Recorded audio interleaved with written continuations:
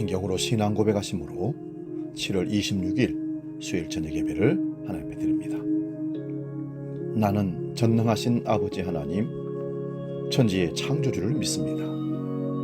나는 그의 유일하신 아들, 우리 주 예수 그리스도를 믿습니다.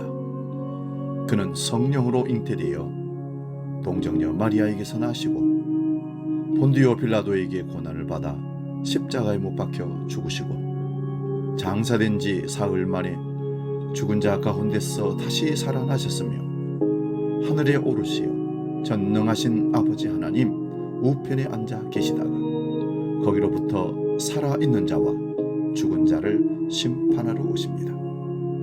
나는 성령을 믿으며 거룩한 공교회와 성도의 교제와 죄를 용서받는 것과 몸의 부활과 영생을 믿습니다.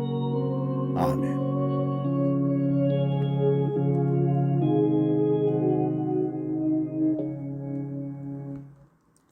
찬송가 516장 옳은 길 따르라 의의 길 함께 찬송합니다.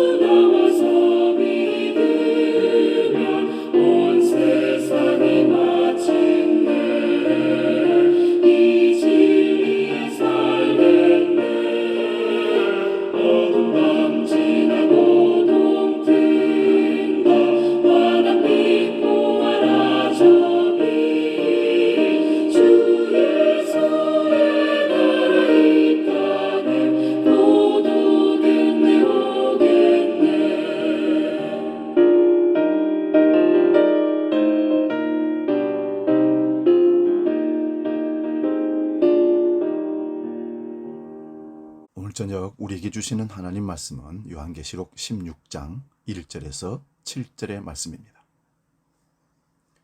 요한계시록 16장 1절에서 7절 말씀 봉독할 때에 살아계신 주님의 음성을 들을 수 있기 바랍니다. 지금 봉독합니다. 또 내가 들으니 성전에서 큰 음성이 나서 일곱 천사에게 말하되 너희는 가서 하나님의 진노의 일곱 대접을 땅에 쏟으라 하더라. 첫째 천사가 가서 그 대접을 땅에 쏟음에 짐승의 표를 받은 사람들과 그 우상에게 경배하는 자들에게 악하고 독한 종기가 나더라. 둘째 천사가 그 대접을 바다에 쏟음에 바다가 곧 죽은 자의 피같이 되니 바다 가운데 모든 생물이 죽더라. 셋째 천사가 그 대접을 강과 물 군원에 쏟음에 피가 되더라. 내가 들으니 물을 차지한 천사가 이르되 전에도 계셨고 지금도 계신 거룩하신 이여 이렇게 심판하시니 의로우시도다. 그들이 성도들과 선지자들의 피를 흘렸으므로 그들에게 피를 마시게 한 것이 합당하니이다 하더라. 또 내가 들으니 제단이 말하기를 그러하다. 주 하나님 곧 전능하신 이여 심판하신 것이 참되시고 의로우시도다 하더라. 아멘. 오늘 봉독한 말씀으로 요한계시록 강의 55번째 의로우신 심판, 이런 제목으로 말씀의 은혜를 나눕니다. 의로우신 심판. 지난주에 살펴본 내용은 가장 영광스러운 하늘 영광의 성소가 이 세상에서 가장 수치스럽다고 하는 십자가로 열렸다는 말씀을 드렸습니다. 예수님이 십자가 지심으로 몸이 찢겨주심으로 드디어 하늘 성소가 열려서 그리로 들어가는 자가 생겼다는 말씀입니다. 사도 요한은 그 하늘 성소에서 영원토록 살아계신 하나님의 진노를 가득 담은 금 대접 7을 보았습니다. 7 대접의 재앙이 마치기까지는 성전에 들어갈 자가 없었다고 말씀을 드렸습니다. 7 대접의 재앙도 십자가로 이루어지기에 예수님께서 십자가로 다 이루었다고 하시기 전에 성전에 들어갈 자가 없었던 것입니다. 본문 1절을 봅니다. 또 내가 들으니 성전에서 큰 음성이 나서 7 천사에게 말하되 너희는 가서 하나님의 진노의 7 대접을 땅에 쏟으라 하더라. 지난주에 살펴본 15장 8절에서 하나님의 영광과 능력이 가득한 하늘 성전에 7 대접의 재앙이 쏟아지기 전에는 아무도 들어갈 자가 없다고 했습니다. 이 말씀과 연결된 내용이 오늘 본문 1절입니다. 7 대접의 재앙이 쏟아지기 전에 하늘 성소에 들어갈 자가 없다고 한 후에 성전에서 큰 음성이 7 천사에게 말씀을 합니다. 너희는 가서 하나님의 진노의 7 대접을 땅에 쏟으라 합니다. 왜 하나님의 진노가 땅에 쏟아지는 겁니까? 본문 6절을 봅니다. 그들이 성도들과 선지자들의 피를 흘렸으므로 그들에게 피를 마시게 한 것이 합당하니라 하더라. 7 재앙이 쏟아지는 이유는 성도들과 선지자들의 피를 흘렸기 때문입니다. 그러므로 그들에게 피를 마시게 한 것이 합당하다고 합니다. 성도들과 선지자들의 피는 결국 예수 그리스도의 피를 증거한 자들입니다. 그러므로 이 땅의 멸망은 환경이나 핵무기나 3차 세계대전이나 바이러스가 아닙니다. 물론 이런 것도 인간들의 탐심이라는 죄로 인하여 재앙이긴 하지만 근본적인 이 세상의 심판과 멸망은 하나님의 아들 예수 그리스도의 피 흘림 때문입니다. 성경에서 기도, 호소, 간구한다는 내용을 다 찾아보았습니다. 그런데 최초의 호소가 가인의 동생 아벨의 피의 호소였습니다. 하나님께서 제사를 받아주신 아벨이 하나님께서 제사를 받아주지 않은 가인에 의해 살해를 당했습니다. 근데 그 피가 하늘의 하나님께 호소하고 있습니다. 인과 나팔과 대접의 재앙이 쏟아지는 이유도 피 때문입니다. 누가복음 11장 50절 51절 보겠습니다. 창세 이후로 흘린 모든 선지의 피를 이 세대가 담당하되 곧 아벨의 피로부터 제단과 성전 사이에서 죽임을 당한 사가랴의 피까지 하리라. 내가 너희에게 이르노니 과연 이 세대가 담당하리라. 바리새인이 예수님의 제자들이 손을 씻지 않고 음식 먹는 것을 보고 이상히 여깁니다. 이때 예수님은 바리새인들과 율법 선생들을 향해서 겉은 씻지만 속이 더럽다고 하시면서 평토장 한 무덤 같다고 말씀했습니다. 겉은 화려하게 세멘트로 잘 멋지게 발라놨지만 속에는 썩어 냄새나는 시신, 시체가 들어있다는 것, 그렇게 표현하는 것입니다. 이때 율법 선생들이 자기들도 모독한다고 말하자 예수님은 선지자들을 죽인 조상이 너희들이고 너희들은 그 선지자들의 무덤을 꾸민다고 하시면서 이 세대가 그 피를 담당하리라 말씀합니다. 아벨의 피로부터 구약의 선지자들이 예수님을 증거한 자들입니다. 그러므로 이 세대가 담당한다는 말씀은 구약의 선지자들이 증거한 예수님을 죽이는 그 세대를 말하는 것입니다. 누가복음 18장에 기도하고 낭망하지 말아야 할 것을 예수님께서 말씀하시면서 불의한 재판관에게 과부가 자기의 억울함을 하소연하여 해결받는 사건을 비유로 말씀하십니다. 이 불의한 재판관은 하나님을 두려워하지 않고 사람도 무시합니다. 그런데 과부가 자기의 원수를 갚아달라고 자주 와서 간청을 합니다. 이 재판관이 말하기를 내가 하나님도 두려워하지 않고 사람도 무시하지만 이 과부의 원한을 풀어주지 않으면 늘 와서 나를 괴롭게 할 것이니 그 원한을 풀어줘야 했다고 말합니다.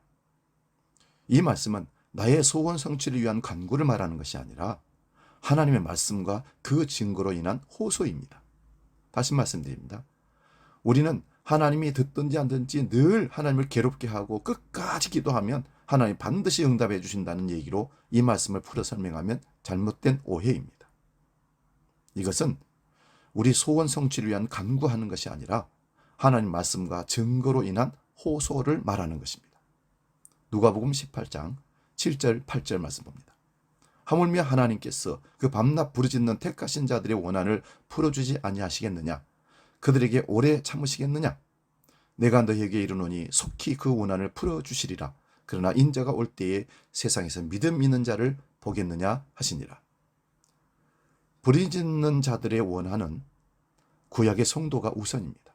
그러므로 예수님께서 아벨의 피로부터 사가랴의 피까지 이 세대가 담당할 것이라고 하신 말씀은 십자가로 그 피의 호소를 신원하여 들어주셨다는 말씀입니다. 그 신원은 그 피를 흘리게 한 자들을 인과 나팔과 대접으로 심판하신 내용이 십자가로 일어난 사건이라는 것입니다. 이미 우리가 살펴보았습니다마는 계시록 6장 9절에서 11절 다시 한번 봅니다. 다섯째 인을 떼실 때에 내가 보니 하나님의 말씀과 그들이 가진 증거로 말미암아 죽임을 당한 영혼들이 제단 아래에 있어 큰 소리로 불러 이르되 거룩하고 참되신 대주제여 땅에 거하는 자들을 심판하여 우리 피를 갚아주지 아니하시기를 어느 때까지 하시려 하나이까 하니 각각 그들에게 흰 두루마기를 주시며 이르시되 아직 잠시 동안 쉬되 그들의 동무 종들과 형제들도 자기처럼 죽임을 당하여 그 수가 차기까지 하라 하시더라. 이 내용은 이미 앞에서 살펴 말씀을 드렸습니다. 구약의 성도들이 십자가로 핏부림을 입어 흰옷을 입는 과정을 설명한 것입니다. 그들에게 잠시 쉬라고 하는 것은 아직 구원할 자가 많이 있기 때문이라는 것입니다. 구원할 자는 신약의 성도들, 우리를 포함한 모든 구원받는 성도들을 말하는 것입니다. 계시록 6장 12절에서 17절 말씀도 봅니다. 내가 보니 여섯째 인을 떼실 때에 큰 지진이 나며 해가 검은 털로 짠 상복같이 검어지고 달은 온통 피같이 되며 하늘의 별들이 무화과나무가 대풍에 흔들려 설익은 열매가 떨어지는 것 같이 땅에 떨어지며 하늘은 두루마리가 말리는 것 같이 떠나가고 각 산과 섬이 제자리에서 옮겨지며 땅의 임금들과 왕족들과 장군들과 부자들과 강한 자들과 모든 종과 자유인이 굴과 산들의 바위 틈에 숨어 산들과 바위에게 말하되 우리 위에 떨어져 보좌에 앉으신 이의 얼굴에서와 그 어린 양의 진노에서 우리를 가리라. 그들의 진노의 큰 날이 이르렀으니 누가 능히 서리오 하더라. 이것도 이미 살펴본 내용이지만 다시 보는 이유는 누가복음 11장과 18장의 호소가 십자가로 신원됨을 보기 위해서 살펴보았습니다. 그러므로 인과 나팔과 대접이 함께 십자가에서 쏟아지는 하나님의 심판, 곧 어린 양의 진노가 쏟아지는 것입니다. 본문 2절을 다시 봅니다. 첫째 천사가 가서 그 대접을 땅에 쏟음에 짐승의 표를 받은 사람들과 그 우상에게 경배하는 자들에게 악하고 독한 종기가 나더라. 첫 번째 대접 재앙이 땅에 쏟아집니다. 짐승의 표를 받은 사람들과 그 우상에게 경배하는 자들에게 악하고 독한 종기가 나더라고 고합니다. 요한계시록은 십자가로 인한 심판과 구원이라고 말씀을 하셨습니다. 그러면 그런 동기가 되는 구약의 내용은 출애굽입니다. 어린 양의 피로 애굽에서 나오는 것처럼 어린 양 예수 그리스도의 십자가의 피로 출세상하는 것입니다. 본문 3절을 봅니다. 둘째 천사가 그 대접을 바다에 쏟음에 바다가 곧 죽은 자의 피같이 되니 바다 가운데 모든 생물이 죽더라. 성경에서 바다는 혼돈과 교만의 세력으로 표현합니다. 그래서 이 세상을 바다라, 고해라 그렇게 말하는 것입니다. 계시록 8장 8절 9절입니다. 둘째 천사가 나팔을 부니 불붙는 큰 산과 같은 것이 바다에 던져지매 바다의 3분의 1이 피가 되고 바다 가운데 생명 가진 피조물들의 3분의 1이 죽고 배들의 3분의 1이 깨지더라. 둘째 나팔 재앙도 바다가 심판을 받는데 3분의 1이라고 하는데 대접의 바다 심판은 3분의 1이란 말이 없습니다. 그 이유는 인과 나팔과 대접 재앙이 성자와 성령과 성부의 동시적 심판이기에 십자가에 다 이루심이란 삼위일체 하나님의 일이라고 말하는 것이기 때문에 그렇습니다. 본문 4절을 봅니다. 셋째 천사가 그 내접을 강과 물 군원에 쏟아부으니 피가 되었다고 합니다. 이 내용도 셋째 나팔과 연결되는 내용입니다. 셋째 천사가 나팔을 부니 강과 물샘 3분의 1이 쑥이 되었다고 합니다. 물이 쑥이 되었다는 것은 그 물을 마실 수 없는 죽음의 물이라는 것입니다. 이것을 출애굽기 10재앙 중에 첫째 재앙으로 나일강과 우물과 나무그릇과 돌그릇 안에 떠놓은 물조차 다 피가 되어 마실 수 없게 되었다는 말씀으로 이것이 십자가로 성취된 것을 말하는 것입니다. 그러므로 예수 그리스도 밖에는 생명수가 없습니다. 예수님이 영원한 생명수입니다. 본문 5절을 봅니다. 물을 차지한 천사란 물의 심판의 대접을 쏟은 천사를 말합니다. 이 천사가 전에도 계셨고 지금도 계신 거룩한 이에게 이렇게 심판하시니 의로우시다라고 말합니다. 전에도 계시고 지금도 계신다는 말씀은 천지를 창조하신 하나님께서 지금 십자가의 심판 때도 계셔서 일하시는 하나님이라는 말씀입니다. 그 하나님께서 십자가로 심판하심이 의롭다고 합니다.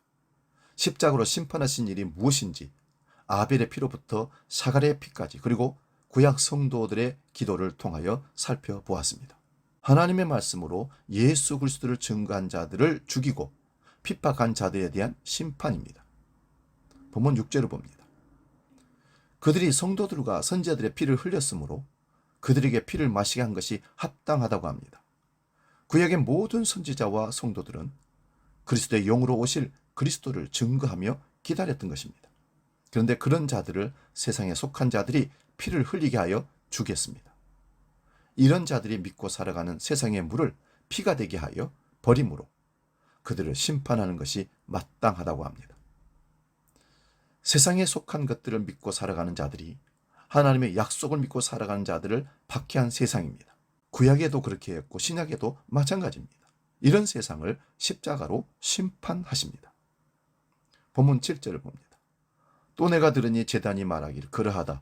주 하나님 곧 전능하신 이시여 심판하시는 이 일이 참되시고 의로우시다라고 합니다.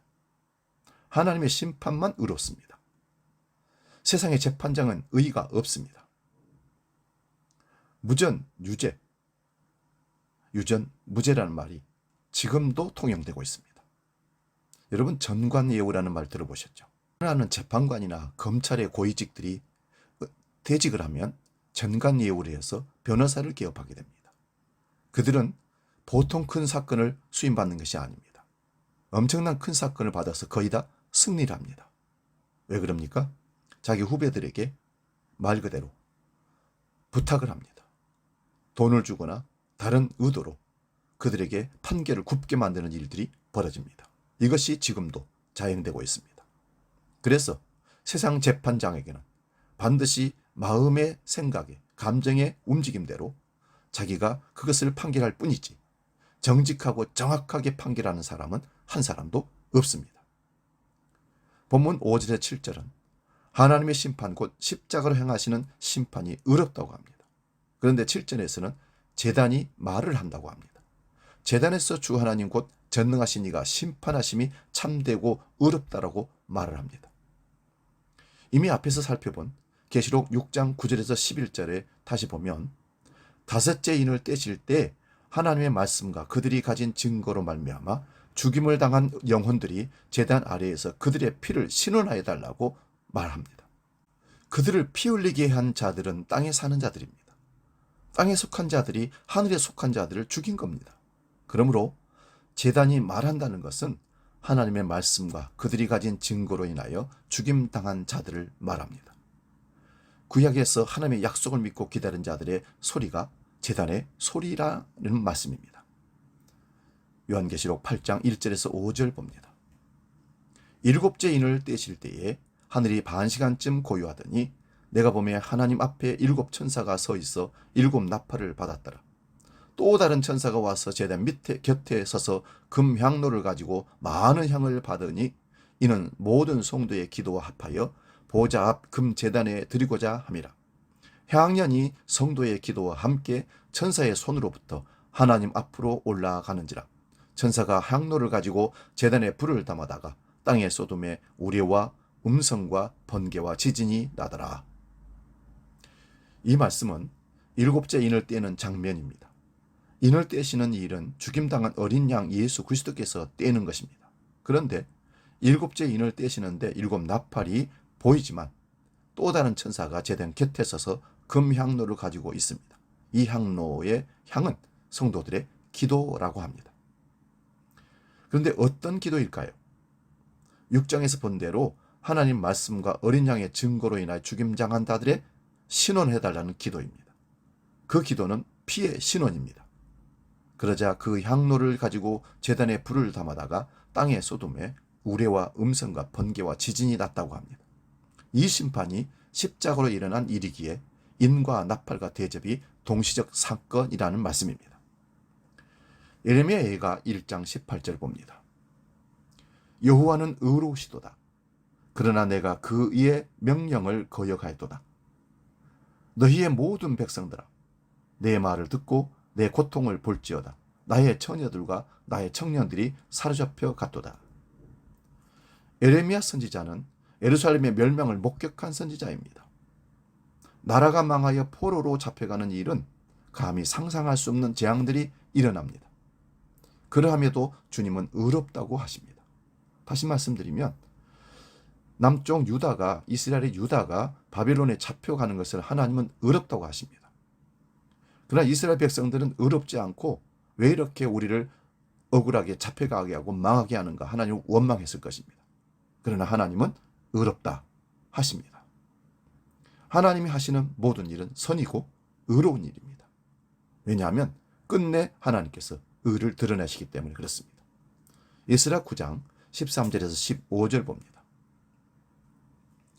우리의 악한 행실과 큰 죄로 말미암아 이 모든 일을 당하였사오나 우리 하나님이 우리 죄악보다 형벌을 가볍게 하시고 이만큼 백성을 남겨주었사오니 우리가 어찌 다시 주의 계명을 거역하고 이 가증한 백성들과 통혼하려오리까.